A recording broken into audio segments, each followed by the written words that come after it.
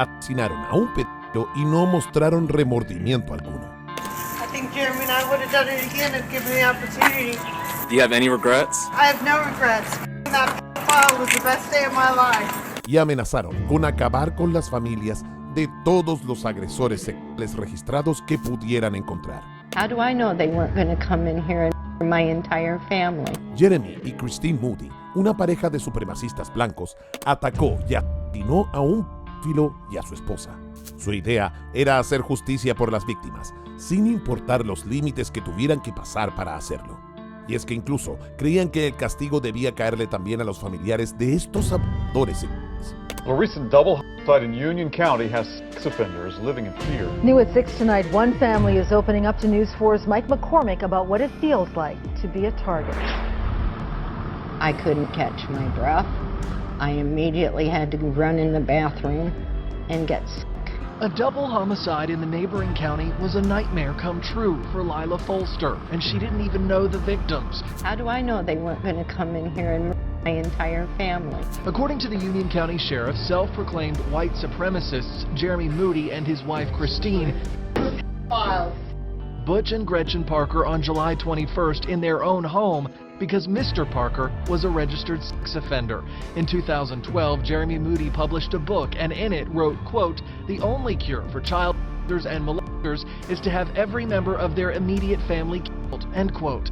The sheriff says Jeremy Moody told investigators he had plans to kill another registered sex offender, but his arrest prevented that. No tenían pensado detenerse, por lo que pese al arresto, el miedo seguía estando muy presente en los familiares de agresores sexuales registrados. How do I know it wasn't my husband or my son? Folster's son, Lauren Duckworth, and his stepdad, Stephen, are both registered sex offenders. They all live together, so the registry lists their address, even the make, model, color, and plate number of their car. I'm afraid to be out. It also lists the charges, but doesn't explain the circumstances. They're not going to come in and slaughter my family just because I'm on the registry. And because they don't have enough common sense in a world of massive technology to do their research before they do anything. Because their information is available on the registry, they've been threatened and have had to move. Somebody screamed by in a car leaning out the window saying, "You better watch your backs because we're going to burn this whole house down, you perverts." Their hope is that the registry will one day go private, becoming a tool only available to law enforcement. En las cabezas de Jeremy y Christine solo estaba la idea de hacer justicia, por lo que incluso luego de su arresto y posterior juicio, en ningún momento mostraron ni una pizca de arrepentimiento por lo que le habían hecho a esa pareja. Y es que, según ellos, tenían las razones suficientes para acabar brutalmente con sus vidas.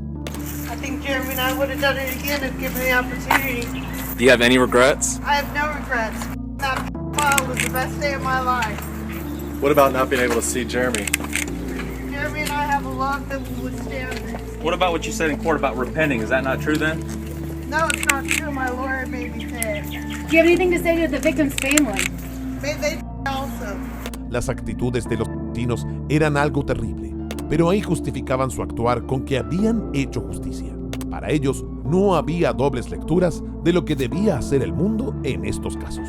Si había cometido una agresión sexual, él y toda su familia tenían que pagar las consecuencias.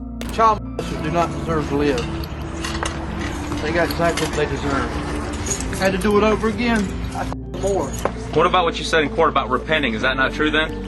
No, it's not true. My lawyer made me say it. Do you have anything to say to the victim's family? May they die also. That was the Moody's moments after a judge handed down a sentence of life without parole for the Parkers. The couple's attorneys had hope for the minimum of 30 years. During the hearing, this is what the Moody's sounded like. Not a day goes by that I don't regret the incident that happened. And I know that what I've done is a sin. I truly believe God has forgiven Jeremy and I. I hope you will too. Prosecutors described the Moody's as neo-Nazis who harbored hate for various ethnic groups and sex offenders, and that's why they randomly chose Charles Parker off the sex offender registry list. Deputies say these home surveillance images show the Moody's leading the Parkers into their Union County home, where they were stabbed and shot repeatedly. Deputies say Jeremy Moody's unique tattoos helped identify him. 16th Circuit Solicitor Kevin Brackett says the Moody's had planned to kill more sex offenders. All their claims of remorse and repentance were false. The Parker's family agreed with the sentence and say they weren't surprised by this outburst in court. Perverts later. Or what the Moody's said outside the court. It made me mad. They lied about what they did. Took someone's life the way they did it. Nobody should die like that. Nobody. Lo cierto es que los Moody finalmente fueron condenados a cumplir la pena más dura del sistema estadounidense. Y es que claro, quizás para muchos ellos sí hicieron justicia por los niños que han sido abusados por estas personas. Pero eso no quita la brutalidad del crimen que cometieron y que tenía que caerles todo el peso de la ley.